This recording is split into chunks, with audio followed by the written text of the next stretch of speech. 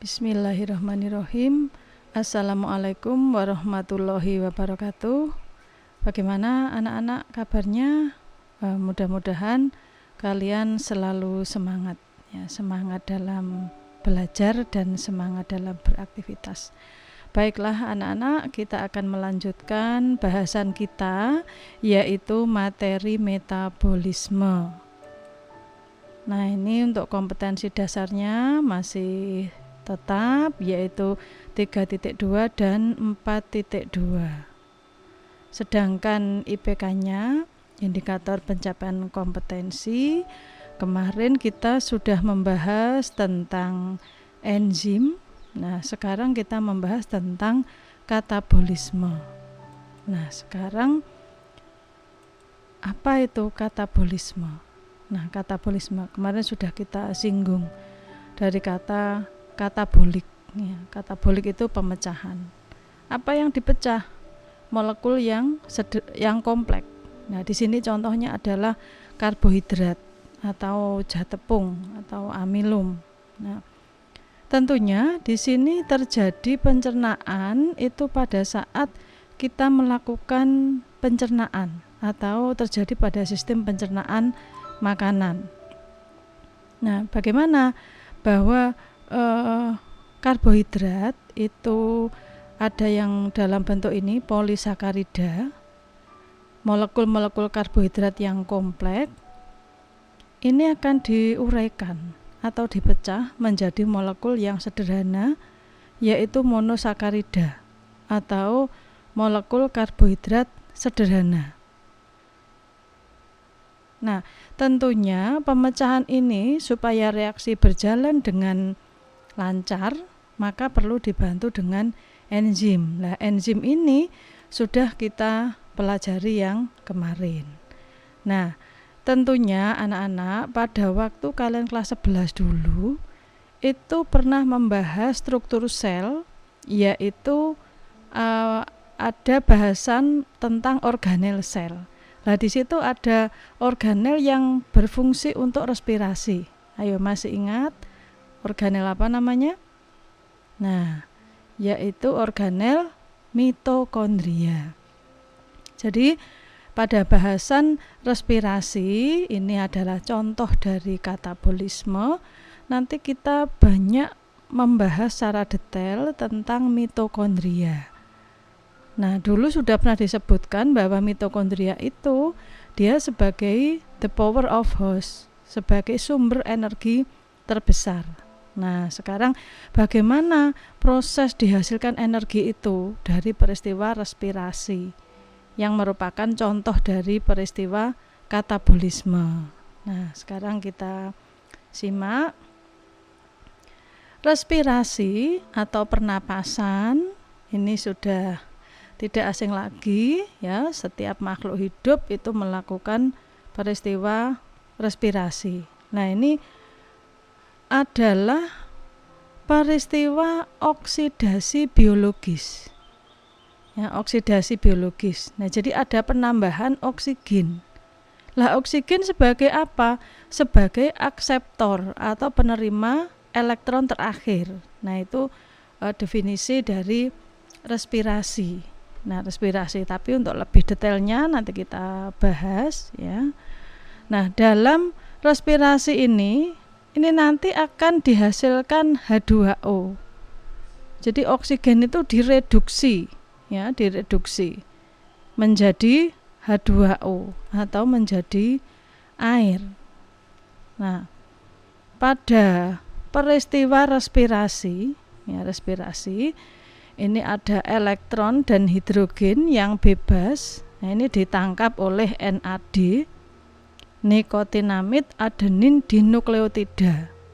Ini adalah substansi dari vitamin, ya. Ini nanti akan menjadi NADH2. Nah, terus atom hidrogen dan elektron ini diberikan kepada oksigen melalui sistem transport elektron sehingga dihasilkan NAD dan H2O. Jadi sisa pernapasan kita itu berupa H2O Ini buktinya kalau kita menghembuskan nafas di depan cermin, atau sekarang ini kita memakai masker ya karena pandemi, memakai masker kemudian memakai kacamata. Ini lama-kelamaan kacamatanya menjadi burem karena di situ ada dihasilkan gas H2O dari sisa pernapasan. Jadi ada titik-titik air. Nah, itu buktinya. Nah, kalau dilihat dari cara mendapatkan oksigen, bahwa respirasi itu ada dua. Ada aerob dan anaerob. Tapi pada prinsipnya bahwa semua peristiwa respirasi itu melibatkan oksigen. Tidak ada respirasi yang tidak melibatkan oksigen. Cuma untuk respirasi aerob ini melibatkan oksigen secara bebas. Kalau anaerob itu oksigen terikat. Nah, nanti kita bahas. Nah, anak-anak perlu diketahui bahwa respirasi aerob itu ada beberapa tahapan.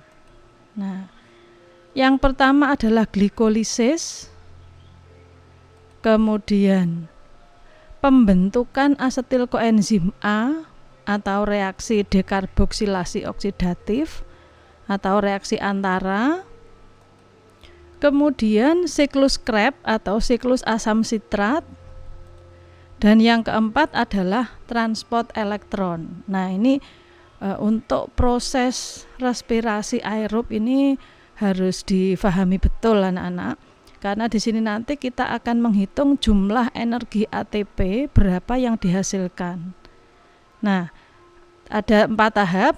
1 ya glikolisis, ini reaksi antara atau dekarboksilasi oksidatif, ini siklus asam sitrat dan transport elektron. Baik, kita lihat. Ini adalah gambar mitokondria. Nah, secara struktur anatomi bahwa mitokondria itu ada membran luar, ada ruang intermembran, ini ada membran dalam yang mengalami tonjolan membentuk krista. Nah, krista. Kemudian yang dalam ini adalah ruang matrik ya, matrik mitokondria. Kemudian lingkungan di luar mitokondria ini namanya adalah sitoplasma, atau ada juga yang mengatakan sitosol. Jadi sebetulnya ada perbedaan antara sitoplasma dan sitosol. Ya, jadi lingkungan di luar organela sel itu adalah sitoplasma. Nah, di dalam sitoplasma ini terjadi glikolisis. Nah, glikolisis dari kata glukosa. Nah, glukosa ini mengalami proses pemecahan atau penguraian. Nah, ini hasilnya adalah asam pirufat. Nah, asam pirufat. Dari penguraian glukosa menjadi asam pirufat itu dihasilkan 2 ATP. Ini bagaimana prosesnya? Nanti setelah ini kita bahas. Nah, kemudian tahap berikutnya pembentukan asetil koenzim A ini masuk ke mitokondria, yaitu ke matrik ya, ke matrik. Ini dihasilkan asetil koenzim A karena ini mengalami reaksi antara. Nanti prosesnya kita bahas juga. Terus di matrik mitokondria bagian tengah ini terjadi siklus asam sitrat atau siklus Krebs. Di sini dihasilkan 2 ATP. Nah, terus ini sampai ke matrik menuju ke ruang intermembran, terjadi tahap yang keempat yaitu transport elektron dan mengalami fosforilasi kemiosmosis. Dihasilkan 32 ATP. Nah, bagaimana proses dihasilkan ini nanti kita bahas. Maka di sini totalnya 2 tambah 2 4 ditambah 32 berarti ada 36 ATP. Jadi setelah itu baru ini dikeluarkan. Nah, baik, kita bahas secara detail bagaimana penjelasan masing-masing tahap pada reaksi respirasi aerob. Nah, glikolisis. Nah, tadi sudah kita bahas, anak-anak nanti bisa lebih memahami dari buku panduan yang kalian miliki. Nah, ini tidak perlu dihafalkan, tetapi anak-anak harus mengerti, harus paham. Nah, sebagai substratnya adalah glukosa. Glukosa itu rumus molekulnya C6H12O6. Berarti C-nya itu jumlahnya ada 6, atom C-nya ada 6. Nah, terus ini nanti dipecah menjadi, tadi hasilnya kan asam pirufat atau 3C. Nah, dari 6C menjadi 3C kan terjadi pemecahan. Jadi pemecahan molekul kompleks, jadi sederhana ini buktinya. Nah, bagaimana prosesnya? Prosesnya seperti ini reaksinya. Awalnya itu glukosa mendapat penambahan ATP. Nah, ATP dari mana? ATP dari mitokondria sendiri, karena dia penghasil ATP. Selain digunakan untuk aktivitas organisme, yang dua ini dipakai sendiri oleh mitokondria. Nah, ini mendapat penambahan ATP, kemudian melepaskan ADP. Maka glukosa 6C berubah menjadi glukosa 6-fosfat 6C, berubah jadi fruktosa dan seterusnya. Lah, fruktosa 6-fosfat menjadi fruktosa 1,6 difosfat juga mendapat penambahan ATP. Nah, tadi di awal ATP dari mana? Dari mitokondria sendiri. Nah, ini ada 2. Terus dilepaskan ADP. Nah, kemudian reaksi pecah menjadi 2. Nah, satunya menjadi gliseraldehid 3-fosfat, satunya menjadi dihidroksiaseton fosfat. Nah, ini maka nanti dalam glikolisis, karena ada 2 jalur, karena ini reaksinya pecah, maka untuk tahap selanjutnya ya dua-duanya ini akan berulang. Nah, ini saya jelaskan yang satu jalur. Misalnya ini yang menjadi gliseraldehid 3-fosfat. Nah, ini mendapat penambahan atau oksidasi NAD menjadi NAD+ dengan melepas ion H. Nah, terus gliseraldehid 3-fosfat menjadi gliseraldehid 1,3 difosfat. Ini menjadi 3C.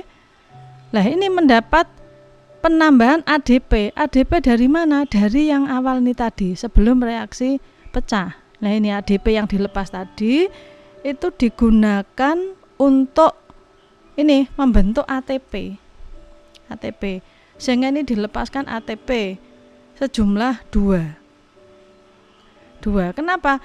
Karena ini reaksinya sisi 1, ini satunya, maka di sini koefisiennya 2.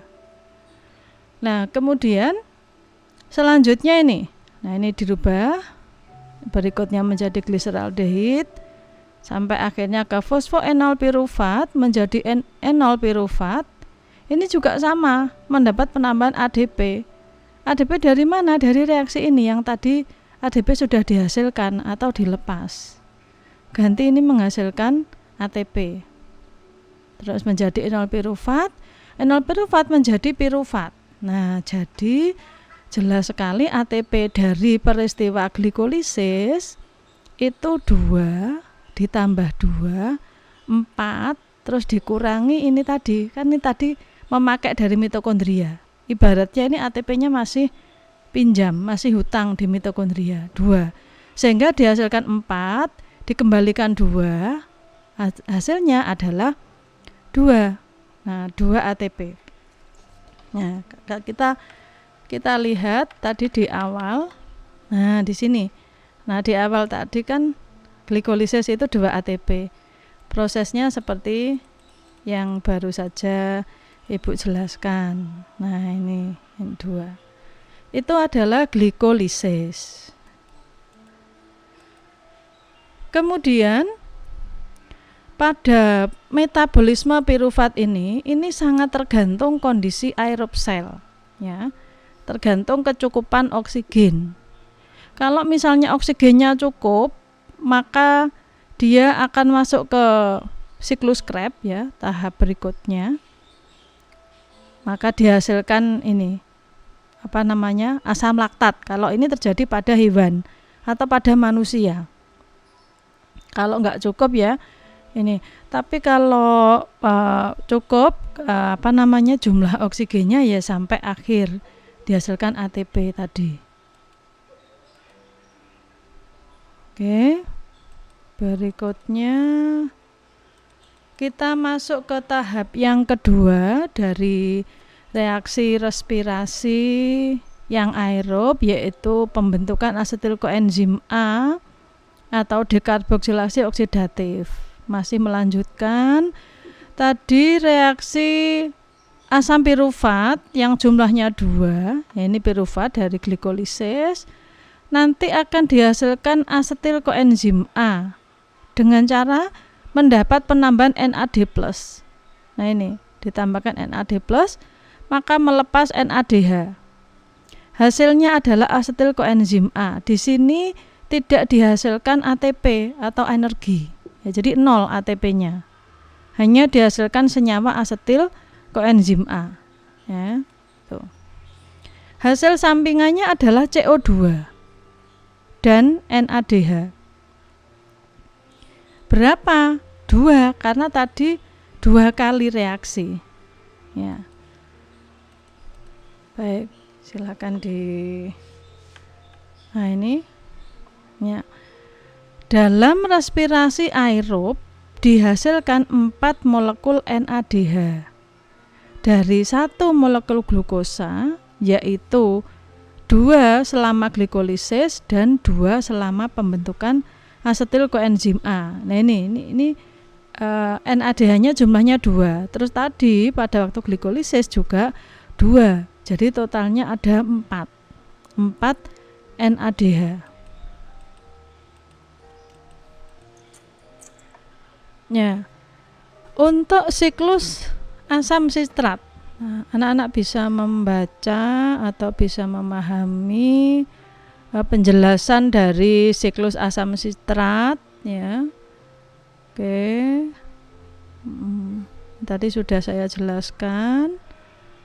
Reaksi siklus asam sitrat terjadi dalam matrik mitokondria juga sudah. Oke.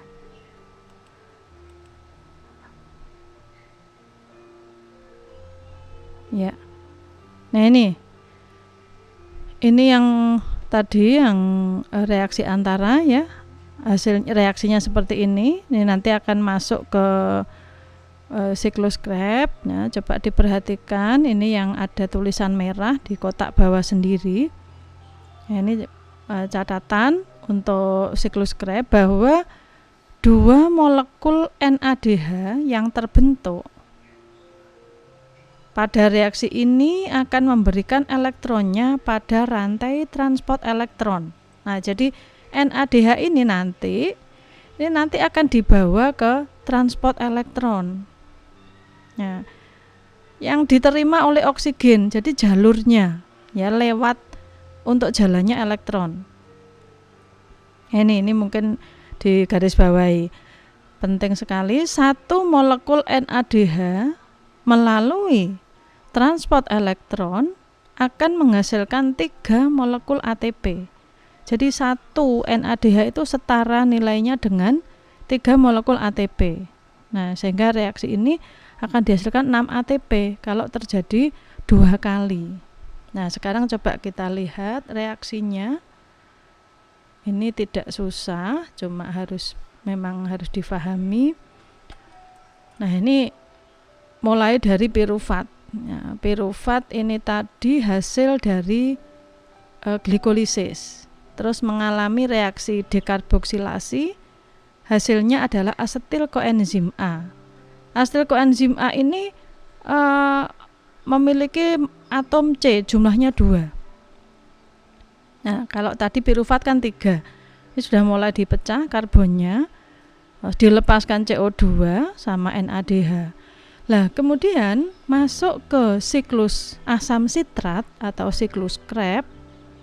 Asetil koenzim A ini akan bereaksi dengan oksaloasetat, 4 atom C.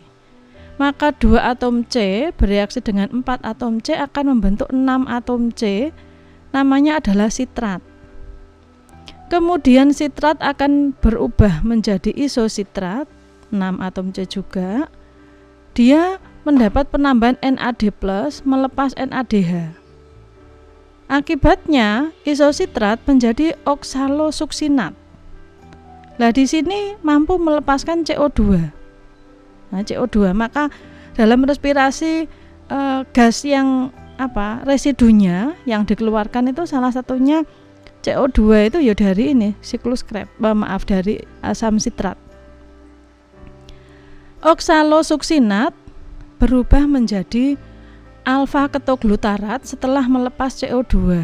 Nah, ini juga mendapat penambahan NAD+, melepas NADH. Alfa ketoglutarat menjadi suksinil koenzim A, juga melepaskan ini ATP ya, di sini melepaskan ATP.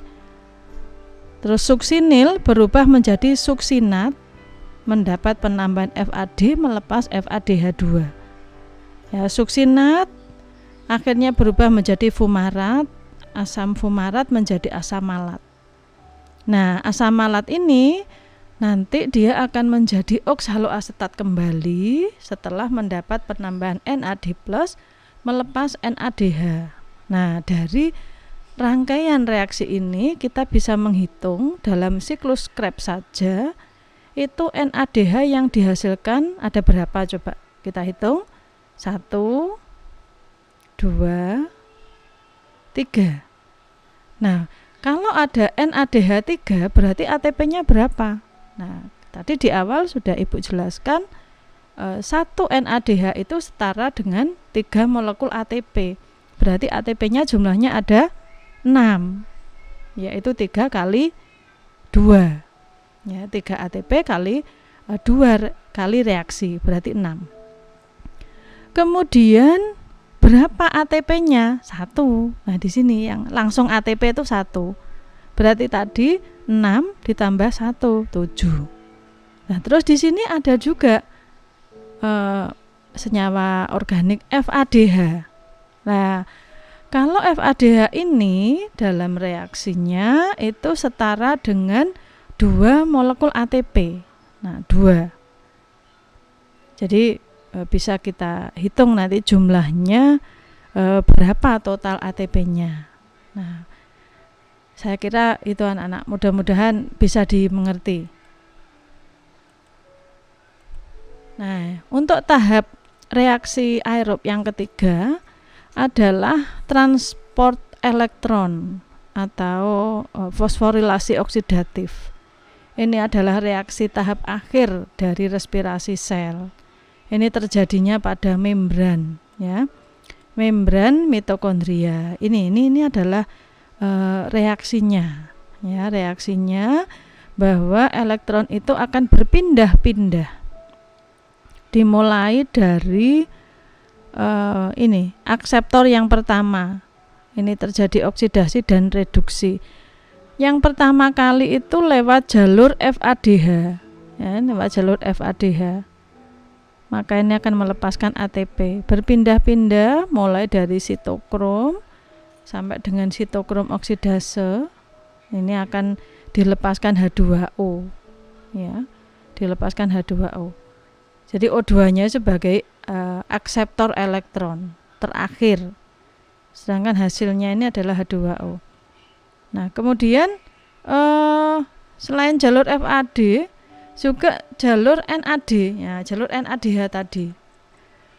Ini sama juga dihasilkan ATP, berpindah-pindah. Nah, ini nanti coba kita hitung ya, energi dari elektron-elektron dilepaskan dan digunakan dalam sintesis ATP ya. Nah, itu tadi respirasi aerob ya, mulai dari glikolisis sampai dengan transport elektron. Tadi di awal sudah kita hitung ya jumlah ATP-nya berapa. Nanti untuk lebih detailnya nanti Ibu akan memberikan penugasan biar anak-anak lebih bisa memahami penjelasan tentang respirasi aerob. Nah, untuk katabolisme Salah satu contohnya adalah respirasi tadi yang aerob. Sekarang kita bahas ya, kita singgung juga respirasi yang anaerob. Contohnya adalah fermentasi atau peragian ya. Saya yakin ini sudah tidak asing lagi ya. Misalnya apa? Misalnya membuat tape. Nah, fermentasi ya, peragian. Nah, ini. Kemudian oke. Nah, nanti bagaimana proses fermentasi itu anak-anak bisa lebih paham ya. Nanti juga ada praktikumnya tentang fermentasi. Nah, kalau kita lihat fermentasi itu ada alkohol dan ada asam laktat. Nah, anak-anak kan sering kali ya minum minuman ini yang fermentasi, misalnya yogurt, Yakult itu ya. Itu coba sekarang kita lihat Yakult atau yogurt itu misalnya termasuk fermentasi yang mana? Alkohol apa asam laktat? Nah, kita bahas satu-satu. Oke. Fermentasi alkohol ini pelakunya adalah ragi atau bahasa lainnya itu hamir. Bahasa latinnya ini adalah Saccharomyces. Ya, lengkapnya adalah Saccharomyces cerevisiae. Ini adalah kelompok jamur Ascomycota yang bersel tunggal. Ini jamur, anak-anak. Lah, hamir ini bersifat anaerob fakultatif. Ya. Artinya hidupnya dia secara aerob, ya, butuh oksigen. Tetapi dapat juga hidup atau tumbuh dalam keadaan anaerob. Tidak ada oksigen bebas, ya, tetap ada oksigen, tetapi oksigennya itu terikat. Nah, bagaimana reaksinya? Nah, ini dari asam pirufat, tadi pemecahan glukosa, dibantu enzim pirufat dehidrogenase, dihasilkan asetaldehid. Ya, asetaldehid melepaskan CO2. Nah, kemudian asetaldehid ini bereaksi dengan NAD melepas ion H. Dengan bantuan alkohol dehidrogenase ini akan dilepaskan etanol atau alkohol. Hasil sampingannya adalah NAD+, NADH+. Maka untuk fermentasi alkohol itu ada alkoholnya, memang benar di sini reaksinya. Alkoholnya berupa etanol atau bahasa kita itu badek. Nah, itu adalah etanol atau alkohol. Nah, kalau kita lihat berapa ATP yang dihasilkan, ini hanya ada 2. Karena hanya melibatkan tahapan glikolisis. Lah, ini buktinya. Reaksinya hasilnya asam pirufat. Kan glikolisis kan 2 ATP hasilnya. Sudah, dia tidak masuk ke siklus Krebs dan seterusnya, maka hasilnya adalah 2 ATP. Nah, ini reaksinya, tolong dicermati ya. Glukosa dibantu enzim, hasilnya etanol plus CO2 dan 2 ATP ya. Jadi beda dengan aerob tadi. Kalau aerob tadi hasilnya berapa? Banyak ATP-nya. 2 tambah 2 tambah 32, yaitu 36. Kalau ini hanya 2. Nah, pada peristiwa fermentasi ya, selain untuk membuat tape, ya, fermentasi juga digunakan untuk membuat roti. Misalnya roti yang butuh pengembangan, misalnya membuat apem ya, atau roti-roti yang lain lah yang membutuhkan pengembangan. Itu didiamkan sebentar, difermentasikan, jadi ada gelembung-gelembung. Kalau anak-anak mengamati membuat roti ya, dikembangkan, misalnya membuat donat itu juga. Nah, gelembung-gelembung itu isinya adalah gas CO2, karena tadi dari reaksinya itu kan melepaskan CO2 ya. Jadi itu. Selain membuat tape, misalnya membuat minuman bir, minuman tua yang memabukkan itu ya, itu alkohol. Baik. Nah, kemudian Yang berikutnya adalah fermentasi asam laktat. Nah, ini coba kita lihat. Untuk fermentasi asam laktat ini pelakunya adalah mikroorganisme, yaitu bakteri. Kalau fermentasi alkohol tadi kan pelakunya jamur. Nah, kalau ini bakteri. Coba nanti dibedakan apa perbedaannya. Nah, ini bakterinya namanya adalah Lactobacillus bulgaricus dan Lactobacillus casei. Nah, ini sama melalui tahap glikolisis, yaitu asam pirufat ini akan menjadi asam laktat, nanti dikatalisis oleh enzim laktat dehidrogenase. Nah, ini reaksinya ya. Asam pirufat bereaksi dengan NADH, bantuan enzim ini melepaskan asam laktat. Nah, anak-anak, secara teori demikian, tetapi dalam kenyataannya anak-anak harus paham, harus tahu bahwa fermentasi asam laktat ini juga bisa terjadi di dalam sel-sel otot. Ya, misalnya kita bekerja keras ya, terjadi kelelahan misalnya. Kalau lelah itu yang terjadi di dalam otot kita itu mengalami kekurangan pasokan oksigen. Nah, sehingga kita lelah. Misalnya kita mengantuk ya, kita ngantuk. Itu asupan oksigen di dalam pembuluh darah di sekitar mata kita itu kurang. Makanya kita ngantuk.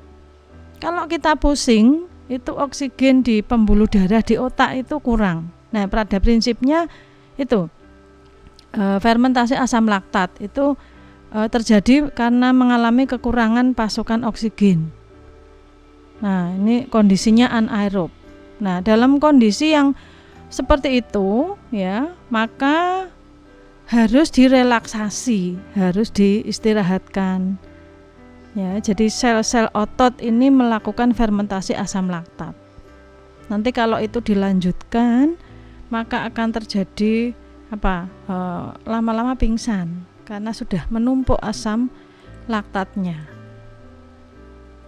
Ya, pada fermentasi asam laktat itu dihasilkan 2 ATP untuk setiap molekul glukosanya.